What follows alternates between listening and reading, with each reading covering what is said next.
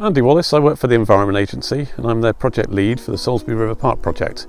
Today we're down at the wonderful Biston Estate on the River Avon. It's just downstream of Salisbury, where we're having the exciting job today of releasing some water voles into the River Avon to accompany the water voles that were moved here earlier in the year from Salisbury.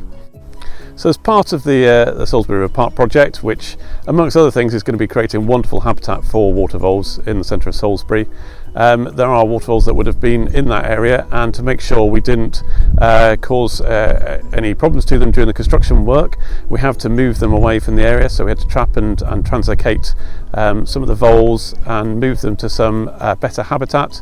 So there's about 20 voles in all that we moved from Salisbury, and there's some fantastic habitat here. This area, a huge amount of work has gone into the area around us here by the landowner and by some other organisations to create perfect habitat for various species, but particularly for water voles.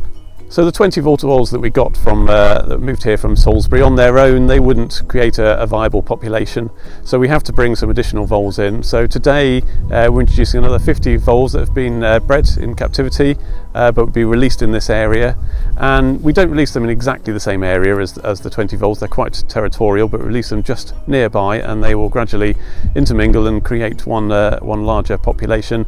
And we'll be back in the spring as well to release some further voles. And all through this period we'll keep monitoring them to check they're all right and check they're establishing as we expect and creating a population here. My name's Corin Edgecombe. I work for Derek Gow Consultancy and I am an ecologist. So today we're releasing water voles. We're restoring them back to this lovely habitat here. So they are essentially a lost species in this part of the UK. They were wiped out by mink. So it's really important that we try and restore them. They not only act as a great prey resource for our native predators, their burrow systems create habitat for loads of other species as well, invertebrates, amphibians, reptiles. So we came here on a site visit with the landowner, had a look around, and we saw the fantastic habitat here, and that was step one really. We decided there and then, yep, this is perfect for water voles. And then from there we've gone through the process of all the work we've done at Salisbury, all of the captive breeding work we've done this summer, and these are the first kind of progeny of the voles, the captive bred voles that can be released.